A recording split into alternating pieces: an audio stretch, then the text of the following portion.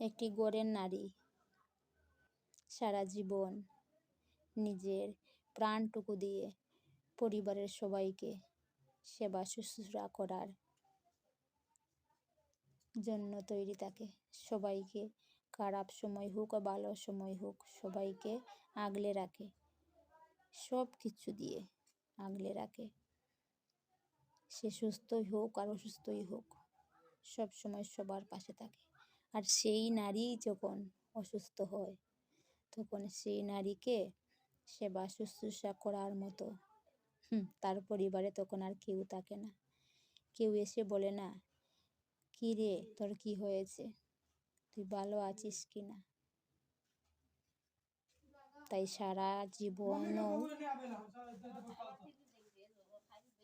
পরিবারের সবার নিচে দিয়ে দিলেই তোমাকে কেউ দেখবে না। দিদিভাই, এটাই হচ্ছে পরিবার, এটাই হচ্ছে নারীর জীবন, এটাই নারীর জীবন।